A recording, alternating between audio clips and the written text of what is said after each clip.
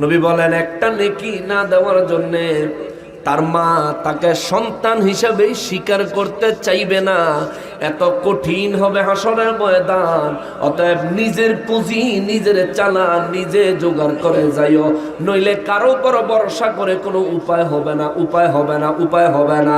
তবে শোনো, ওই মুসিবতের দিনে দুনিয়ার কোর্টের মধ্যে আসামি হইয়া গেলে তোমার সাহায্যকারী যেমন উকিল হইতে পারে,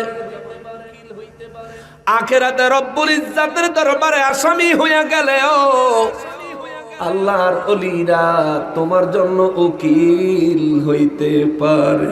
সুবহানাল্লাহ। উকিল বানায়া যায়ো, উকিল নিয়োগ দিয়া যায়ো।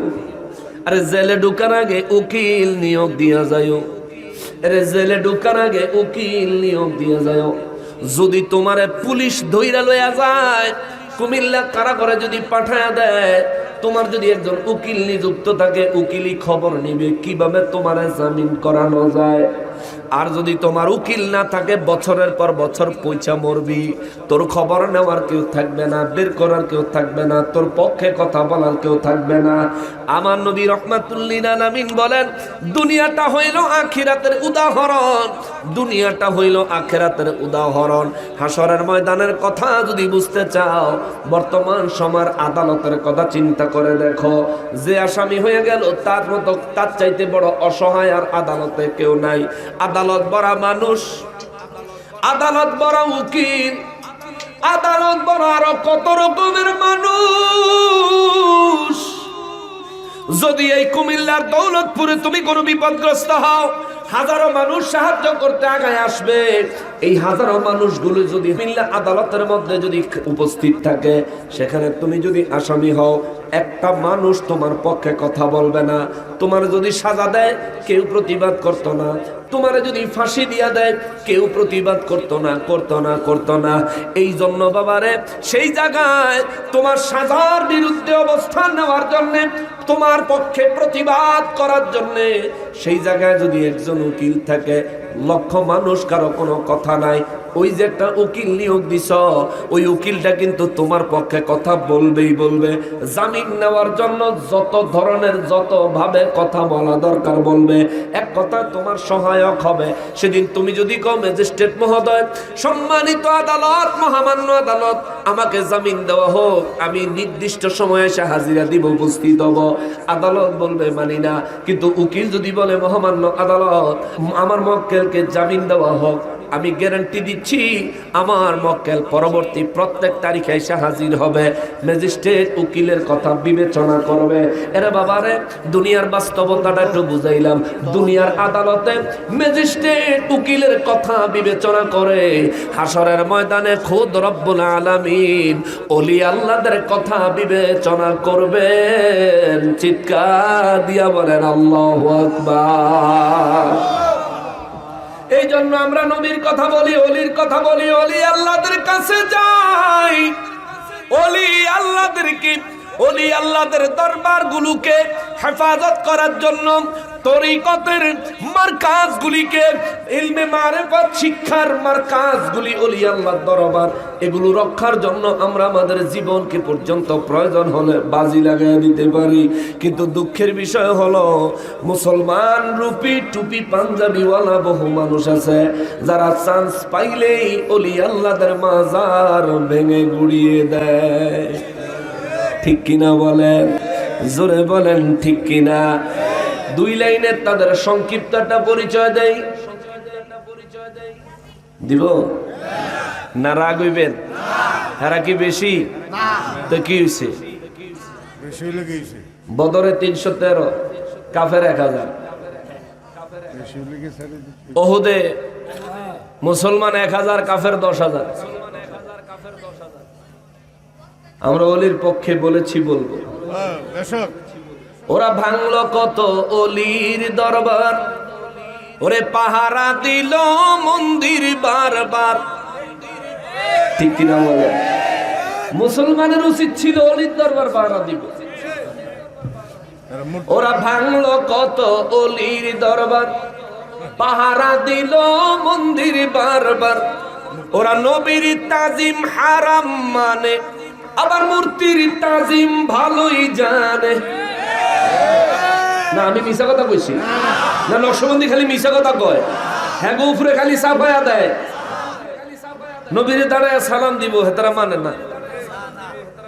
হারাম হারাম কইয়া সেপ তুল্লালায় মুহূর্তে আর মূর্তির সামনে যায় জয় মা ভাগ্যেশ্বরী তোর কৃপা লাগে। ওরা ভাঙলো কত অলির দরবার, পাহারা দিল মন্দির বারবার, নবীর তাজিম হারাম মানে, আবার মূর্তির তাজিম ভালোই জানে, আবার গীতা পড়ে কি মধুর। কত সুন্দর গীতা পড়লো। চোরের গোষ্ঠী চোরের মেলা মিলাইছিল মুর্শিদপুর টিকিয়া।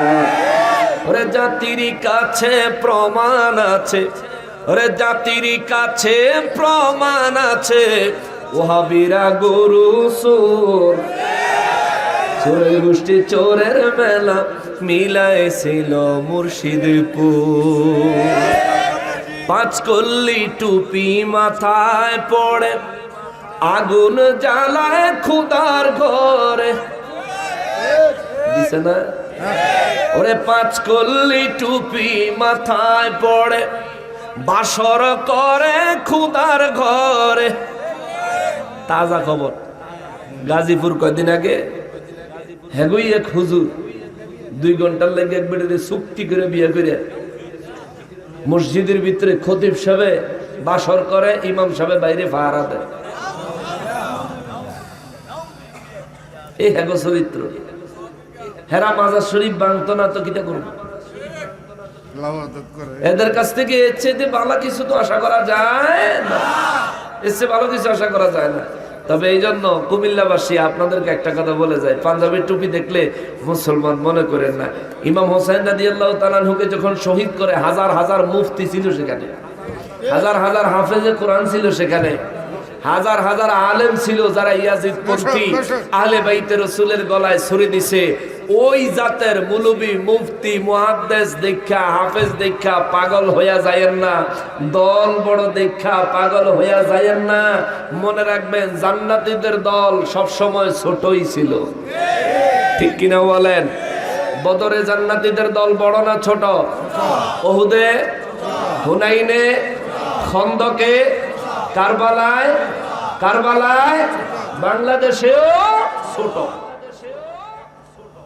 আপনি যদি চিন্তা করেন আহলে সুন্নাত ওয়াল জামাতের আদলে লক্ষ লক্ষ মানুষ হবে, একজনের নামের উপরে দুনিয়ার মানুষ হইব, কেউ বাথরুম হাদিয়া দিব। হ্যাঁ, এরকম কিছু যদি আপনি আশা করেন পাবেন না। আহলে সুন্নাত ওয়াল জামাত এটা হলো আসল জিনিস। আপনার এই এলাকার নাম কি? দৌলতপুর। দৌলতপুরে যদি অ্যাপেক্স কোম্পানি, দৌলতপুরে যদি আইফোন কোম্পানি, দৌলতপুরে যদি কোনো ভালো ব্র্যান্ডের কোম্পানি কোনো ডিলারশিপ দেয়, একজনকে দিব, ঠিক না? ঘরে ঘরে দিত না, একজনকে দিব, ডিলারশিপ দিব একজনকে, কারণ মাল বালা। আর যদি মাল চায়না হয় তাহলে দেখবেন প্রত্যেক দোকানদারি ডিলার, ঠিক কিনা বলেন? প্রত্যেক দোকানদারি ডিলার। এগুলির কোনো মা বাপ নাই, কোনো গ্যারান্টি ওয়ারেন্টিও নাই।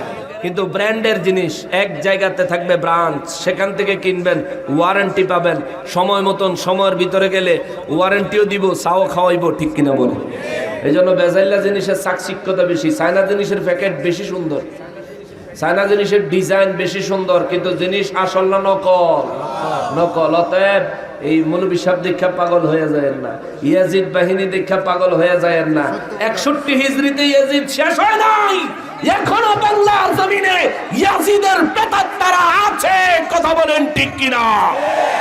নারায়ে তাকবীর, নারায়ে রিসালাত।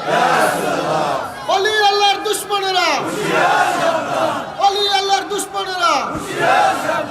বাবা সময় অনেক হয়ে গেছে। আমি যে পরিমাণে তেলাওয়াত করছি, রাত 3টা লাগবে এই তেলাওয়াতের উপরে আলোচনা করলে। আমি একটু আগে তেলাওয়াত বেশি করে করতে পছন্দ করি, আমার ভালো লাগে একটু কোরআন শরীফ পড়তে।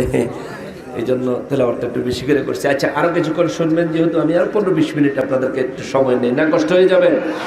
হ্যাঁ মুসলমানেরা রে, আমার প্যারা নবীর উম্মতেরা রে, আমার নূর নবী রাহমাতুল লিল আলামিন বলেন, হাসরের ময়দানে এক ব্যক্তির নেক আর গুনাহ সমান সমান হয়ে যাবে। আল্লাহ তারা সুযোগ দিবে পুরো হাসরের ময়দান ঘুরে তালাশ করার জন্য, কিন্তু পুরো হাসরের ময়দানে 120 কাতার মানুষ এবং জিনজাতি হবে। 120 কাতার মানুষ এবং জিনজাতির মধ্যে এমন একজন মানুষ পাবে না যে তারা একটা নেকি দিবে, একটা নেকি দিবে। ইন দা মেন টাইমে যদি এই মানুষটা জীবনে কোনো আলিমকে মহব্বত করে সালাম দিয়ে থাকে, যদি এই মানুষটা জীবনে কোনো আলিমের সাথে সুসম্পর্ক বজায় রেখে থাকে, যদি এই মানুষটা দুনিয়ায় কোনো ওলি আল্লাহর সঙ্গে মহব্বতের সম্পর্ক রাখে, অথবা দুনিয়ায় যদি এই মানুষটা কোনো আল্লাহর ওলির মুরিদ হয়ে ইন্তেকাল করে থাকে, এই মানুষটা ঘুরতে ঘুরতে আল্লাহর ওলি নিজের পীর মুর্শিদের কাছে যায় যখন পড়বে, তার পীর ও মুর্শিদ দয়াল নবীর দরবারে নিয়ে যাবে। আমার নবী সুপারিশ করে তার জন্য জান্নাতের ব্যবস্থা করে দিবে। আল্লাহু আকবার।